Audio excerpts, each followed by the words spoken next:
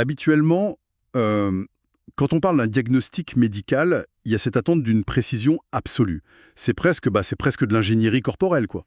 Ouais, c'est clair. On veut des preuves tangibles. Exactement. Enfin, tu te casses un bras, la radio montre une ligne blanche, bien nette, sur un fond noir. Le médecin pointe cette ligne et dit «Le problème est là». C'est binaire, c'est cassé ou ça ne l'est pas. Et c'est super rassurant pour l'esprit humain, en fait. On adore ce qui est visible, ce qui se quantifie. Carrément.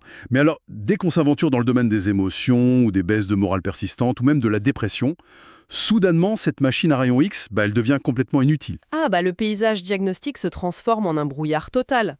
Et c'est la définition même des eaux boueuses de la psychologie clinique. Ouais. Pendant hyper longtemps, la communauté scientifique et même le grand public, ils considéraient la souffrance émotionnelle comme une fatalité mystérieuse. Une sorte de truc qui tombe dessus, quoi. C'est ça, comme un nuage noir météorologique qui s'abat sur toi, sans qu'on puisse vraiment isoler la mécanique derrière. On subissait la météo de son propre esprit. Aujourd'hui, on va se plonger dans un ensemble de recherches fascinantes qui remettent totalement en question cette idée de fatalité.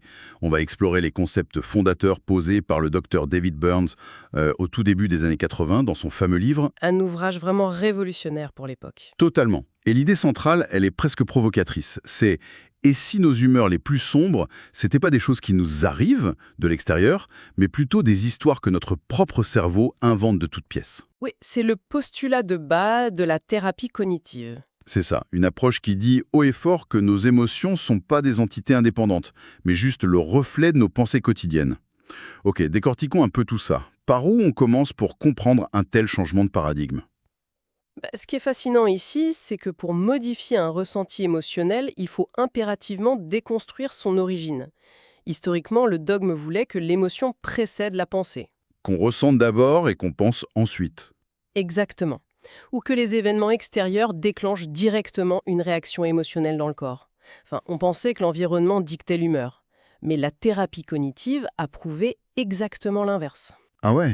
Ouais, et tout a basculé avec une étude clinique hyper spécifique à l'Université de Pennsylvanie en 1977. C'est une équipe dirigée par Rush, Beck, Kovacs et Hollon. Attends, je me fais l'avocat du diable une seconde.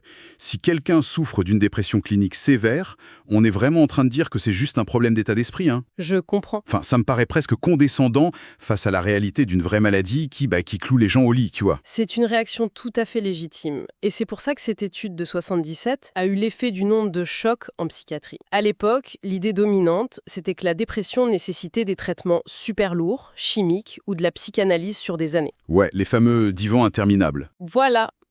Donc, dire qu'on pouvait soigner ça juste en ajustant la pensée, ça semblait super naïf. Mais regarde le protocole. Ils ont pris 44 patients gravement déprimés. Pas juste un petit coup de blues alors. Non, des cas lourds, ils les ont divisés en 2 groupes.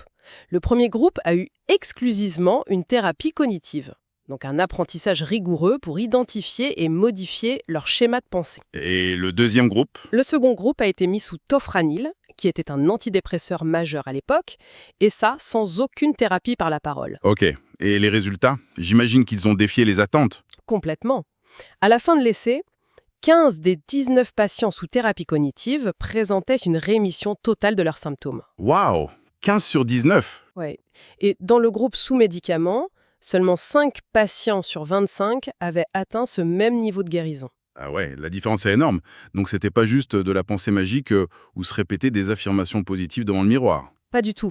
L'étude a prouvé empiriquement qu'en corrigeant un bug cognitif, on modifiait littéralement la biochimie du désespoir. Et c'est là qu'on capte l'importance d'avoir des outils pour mesurer nos humeurs, comme l'inventaire de dépression de Beck par exemple. Ouais, un outil très classique. C'est hyper simple en fait. C'est 21 questions à choix multiples, tu le remplis, t'as un score. Entre 0 et 10, c'est le bruit de fond normal de l'existence, les hauts et les bas de tout le monde. Exact. Mais quand le score reste coincé au-dessus de 17 pendant un moment, c'est le signal mécanique qu'il faut chercher de l'aide professionnelle. Mais ça soulève un truc paradoxal. Lequel? Si le test montre une détresse immense, mais que cette détresse n'est pas causée par une panne irréversible de la biologie, il se passe quoi au niveau du signal? C'est le cœur du problème. La souffrance est atrocement réelle pour la personne, mais la source, c'est une erreur d'interprétation des données par le cerveau. Donc le cerveau se trompe lui-même. C'est ça. La dépression n'est pas à la base un trouble émotionnel, c'est un trouble cognitif. Les sentiments de tristesse ou d'angoisse qu'on ressent dans son corps, c'est pas des faits objectifs. C'est la conséquence d'une perception déformée. Enfin, c'est un peu comme une vieille radio analogique, tu sais. Ouais, j'aime bien cette image. Imaginons qu'on essaye d'écouter une symphonie, mais qu'on n'a qu'un vieux grésillement hyper fort.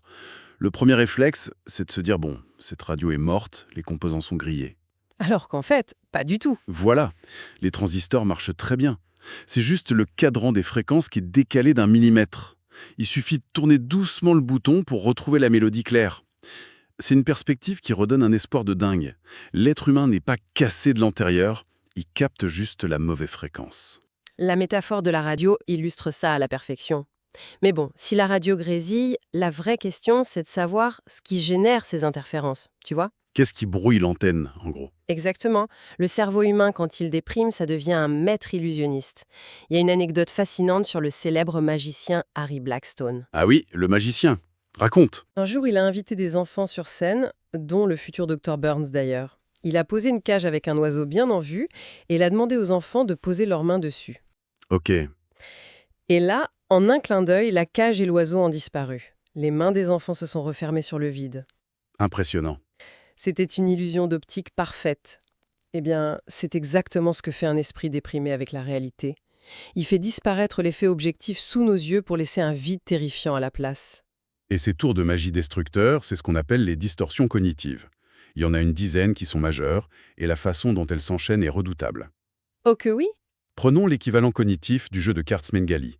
C'est ce tour où le magicien te montre un jeu normal. Tu tires une carte, mettons le valet de pique. Ouais. Et d'un coup, quand il effeuille le jeu, bam! Toutes les cartes sont devenues des valets de pique. En psycho, on appelle ça la généralisation à outrance. Le mécanisme est implacable.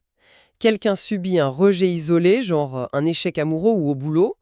Au lieu de se dire que c'est juste une situation précise qui a foiré, le cerveau multiplie cet échec à l'infini. Toutes les cartes de son avenir deviennent des valets de pique. C'est ça. La conclusion devient tout de suite « je serai seul toute ma vie » ou bien « je raterai tout ce que je tente ». C'est une erreur statistique grossière, mais le corps la ressent comme une perpétuité. Et le plus pervers, c'est qu'une fois que le cerveau a décidé que tout le jeu est négatif, il va activement repousser toute preuve du contraire. C'est l'alchimie inversée, le rejet du positif. Ah, ce fameux filtre mental. Ouais. L'alchimiste, il cherchait à transformer le plomb en or pur. Le cerveau dépressif, il fait l'inverse. Si on te fait un compliment sincère, de l'or psychologique, ton cerveau le transforme en plomb.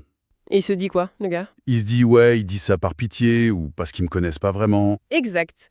Et cette alchimie inversée, elle marche souvent avec le syndrome des jumelles, enfin, la magnification et la minimisation. Le truc des jumelles, ouais. L'esprit regarde ses propres défauts par le côté grossissant, du coup ils ont l'air monstrueux, impossible à surmonter. Et pour les qualités? Il retourne les jumelles et regarde par le petit bout. Soudainement, toutes les forces de la personne ont l'air minuscules et insignifiantes. C'est terrible. Et avec un traitement de l'info aussi biaisé, on tombe direct dans le piège du raisonnement émotionnel. En gros, je me sens angoissée à l'idée d'être incompétent, donc c'est la preuve irréfutable que je suis incompétent. C'est là que ça devient vraiment intéressant. Parce que parmi toutes ces distorsions, il y a la lecture dans les pensées et son corollaire direct, l'erreur du diseur de bonne aventure. Ah oui, sauter aux conclusions. C'est cette fâcheuse manie de sauter aux conclusions sans filet de sécurité. À quel moment on décide qu'on a soudainement des pouvoirs télépathiques? Sérieux? C'est vrai que c'est absurde quand on y pense. Enfin, c'est incroyable de voir l'arrogance avec laquelle on assume connaître les pensées secrètes des autres sur nous, sans jamais prendre 5 secondes pour vérifier. On s'improvise devin pour prédire des catastrophes futures juste pour souffrir au présent. C'est un auto-sabotage extrêmement sophistiqué. Et le vrai danger, c'est que ces distorsions, elles font pas juste gâcher une journée. Non, non. Non, quand elles se répètent, elles attaquent la fondation même de notre identité. Elles créent un effondrement de l'estime de soi. Le docteur Beck parlait de l'image de soi dépressive avec 4 D. Les 4 D, hein? Se sentir défait, défectueux, délaissé et dépourvu de tout. Waouh. Et sur cette question de la haine de soi, les recherches font une rupture monumentale avec la psychanalyse classique, non? D'un côté, tu as cette nouvelle approche cognitive et de l'autre, l'ombre géante de Freud. L'opposition est totalement frontale, ouais. Dans Deuil et mélancolie, Freud a cette hypothèse troublante. Il disait que le patient mélancolique, qui se disait misérable et fondamentalement mauvais, en fait, il faisait preuve d'une grande lucidité. Attends, Freud pensait qu'ils avaient raison de se détester. Exactement. Il pensait que la dépression déchirait le voile narcissique et permettait à l'humain de voir la vraie nullité de sa nature. Mais c'est d'un cynisme absolu. C'est clair. Et la thérapie cognitive balaie ça d'un revers de main. Le sentiment d'être moins que rien, c'est pas une vérité profonde cachée dans l'inconscient. C'est une pure aberration neurologique, un mirage créé par des synapses qui tournent en boucle. Pour comprendre la violence de ce mirage, il y a le cas de Nancy dans les recherches. C'est une mère dont le jeune fils, Bobby, a des soucis à l'école. Oui, un cas très parlant. Face à ça, Nancy se dit pas « Bon, mon fils a une mauvaise passe, comment je peux l'aider ?» Non, elle se colle une étiquette géante sur le front « Je suis une mauvaise mère ». Et le problème de cette étiquette, c'est qu'elle est absolue. Elle la paralyse complètement. Écrasée par la culpabilité, elle a même plus l'énergie d'aider son fils avec ses devoirs. La distorsion crée la réalité qu'elle redoutait, c'est fou. Mais alors, c'est quoi l'outil clinique pour désamorcer ça? C'est la technique des 3 colonnes. Mais comment un simple bout de papier peut réparer un cerveau en chute libre? En fait, c'est autant de la neurobiologie que de la psycho. Quand la pensée « je suis une mauvaise mère » tourne en boucle, c'est l'amygdale qui domine le cerveau, le centre de la peur. L'esprit est en alerte maximale. D'accord. Mais le simple fait de prendre un stylo, ça oblige le cerveau à changer de circuit. Pour écrire et catégoriser, tu dois activer le cortex préfrontal, qui est la zone de la logique. Ah, on force le changement de vitesse, en gros. Et ces 3 colonnes, c'est quoi? Colonne 1, la pensée automatique brute. Mon fils a de mauvaises notes, je suis une mauvaise mère. Colonne 2, on identifie l'erreur logique. Là, c'est de l'étiquetage et de la personnalisation. Elle prend 100% de la responsabilité des actions d'un autre humain. Et la colonne droit? La réponse rationnelle, genre « Les notes de mon fils ne définissent pas ma valeur humaine. Je peux lui chercher un tuteur sans être un monstre. » Et juste en écrivant ça, l'amygdale se calme physiquement. C'est fascinant le pouvoir des mots sur notre physiologie. Prenons un autre cas, celui d'Éric, cet étudiant en droit qui lie toute sa valeur à ses notes. S'il a une mauvaise note, il n'est plus rien. Mais, je vais être franc. Vas-y. Quand on regarde notre société actuelle, obsédée par la performance, par le rendement, la beauté visible, les likes sociaux, on n'est pas tous un peu conditionnés à penser comme Eric Rauss. Comment on peut honnêtement séparer la valeur humaine de la somme de ses accomplissements? Si l'on relie cela à une perspective plus large, c'est effectivement le mal du siècle. Le capitalisme de la performance nous a convaincus de confondre notre valeur intrinsèque avec notre valeur marchande. C'est tragique. Ouais. Mais la thérapie cognitive tranche dans le vif. La valeur d'une vie humaine, ça se gagne pas. Ça s'achète pas avec un diplôme, ça s'acquiert pas par la beauté, et ça disparaît pas si tu te fais licencier. L'être humain n'est pas une action en bourse. Exactement. C'est un processus dynamique en perpétuel mouvement. Vouloir mesurer mathématiquement la valeur d'un humain, c'est une hérésie scientifique inventée pour générer de l'anxiété. Le drame, c'est que quand on y croit et que l'estime de soi s'effondre, le corps physique lâche aussi. La volonté s'évapore. Le fameux syndrome de la léthargie. Voilà, le syndrome du ne rien faire. On est cloué sur le canapé, incapable de lancer une machine à laver. Et la pensée automatique, c'est toujours « à quoi bon, ça changera rien ». C'est la procrastination sévère. Et là, faut casser un mythe de la psycho de comptoir. Les gens pensent souvent que les dépressifs aiment secrètement ne rien faire, ou qu'ils y trouvent un bénéfice. Ah ouais, la fameuse paresse. Pour détruire cette absurdité, il y a le test du trombone.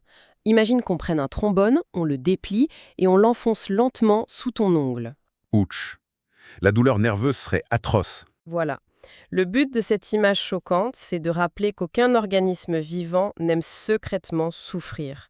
Si quelqu'un reste bloqué au lit, c'est pas par confort, c'est parce que son cerveau est tellement saturé par les illusions que le moindre mouvement demande une énergie surhumaine. Ce qui nous amène à la plus grosse erreur qu'on fait tous sur la motivation. On s'imagine que c'est une étincelle magique qui doit nous tomber dessus avant de passer à l'action. On attend d'avoir envie de ranger son bureau. C'est ça. Mais les recherches montrent que c'est l'inverse. L'action doit précéder la motivation. Il y a cette anecdote géniale de l'auteur. Quand il devait écrire le chapitre sur la procrastination, il en avait zéro envie. Le comble. Ouais, son cerveau trouvait 1000 excuses. Mais au lieu d'attendre l'inspiration, il s'est forcé à s'asseoir et à taper mécaniquement sur sa machine. Et bam, le mouvement des doigts a réveillé les idées. Et la motivation a suivi. L'action crée l'élan. C'est la loi de l'inertie inversée. Et pour l'appliquer, il y a le programme d'activité quotidienne. Pas une to-do list qui angoisse, mais planifier sa journée heure par heure avec 2 critères. M, pour maîtrise, quand tu fais un truc difficile, et P pour plaisir. C'est l'arme fatale contre la déprime du week-end, ça. Quand le temps libre fait turbiner l'anxiété. Totalement. Et à l'histoire de Stevie avec le compteur au poignet, c'est ouf. À 3 ans, il a dû être poussé par sa mère pour sauter dans la piscine. 20 ans plus tard, il était toujours au bord du bassin, attendant que la société le pousse pour prendre la moindre décision. Son cortex croyait plus en son libre arbitre. Ouais. Donc la clinique lui a donné un petit compteur manuel, comme ceux pour compter les gens à l'entrée d'un magasin.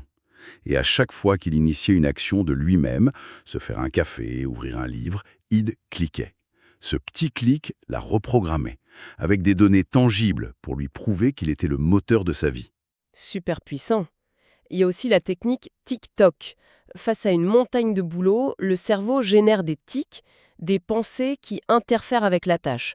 Genre, ça va me prendre 6 mois, c'est mort. Et on remplace par les TOC. Voilà, les pensées orientées vers la tâche.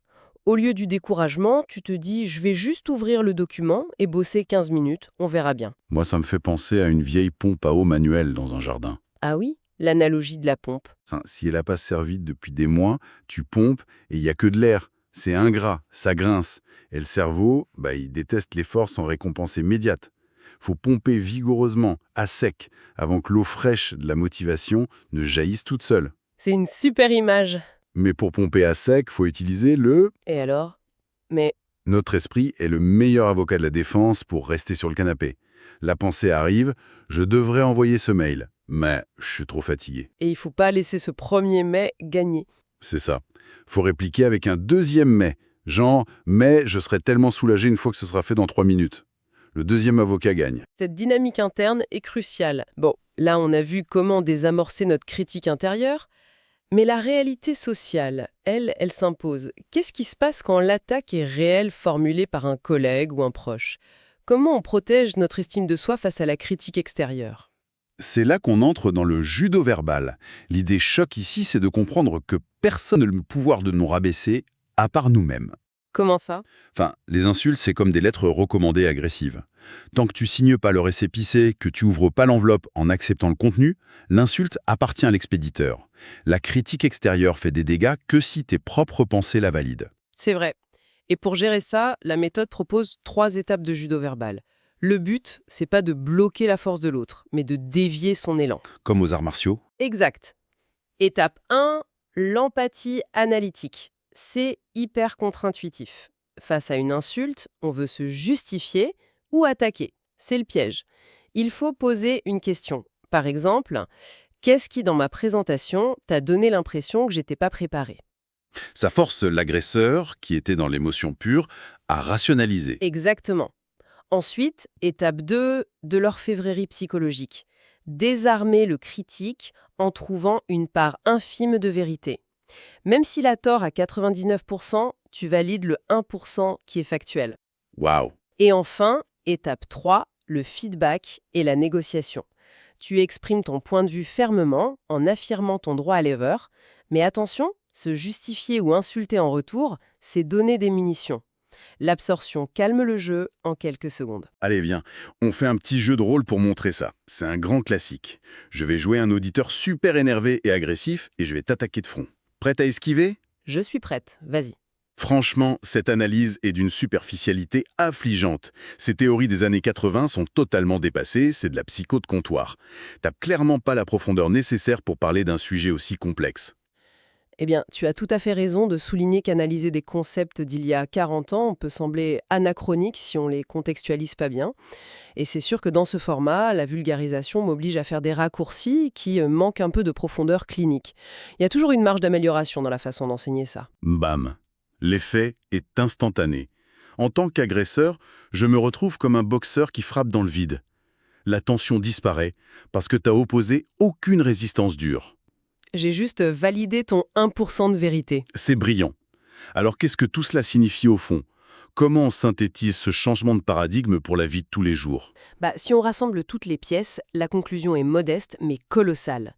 L'outil le plus puissant pour l'hygiène mentale n'a même pas besoin d'électricité. C'est juste du papier et un stylo. C'est tout.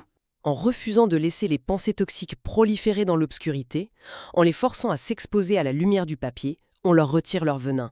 Et cela soulève une question importante sur notre architecture interne. Et pour prolonger ça, j'aimerais soulever une dernière réflexion, un peu philosophique, pour ceux qui nous écoutent. Ah, j'aime bien ça. Si nos angoisses les plus profondes, nos sentiments de nullité, sont juste des erreurs de logique, des bugs de câblage, et si on a la capacité de réécrire notre réalité émotionnelle sur un bout de papier comme on corrige du code informatique? Oui.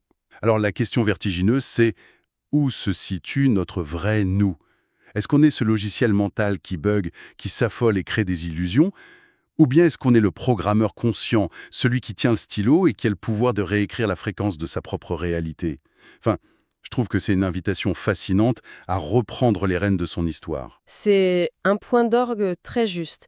Le cadran des fréquences, même s'il semble bloqué, il a toujours été à portée de main. Le pouvoir de changer de station est à nous. Un grand merci d'avoir exploré ces méandres fascinants de la cognition avec nous. Prenez soin du récit que vous construisez dans vos pensées, soyez clément face aux illusions de votre esprit, et on se retrouve très vite pour une nouvelle plongée passionnante. À la prochaine mes amis. Salut!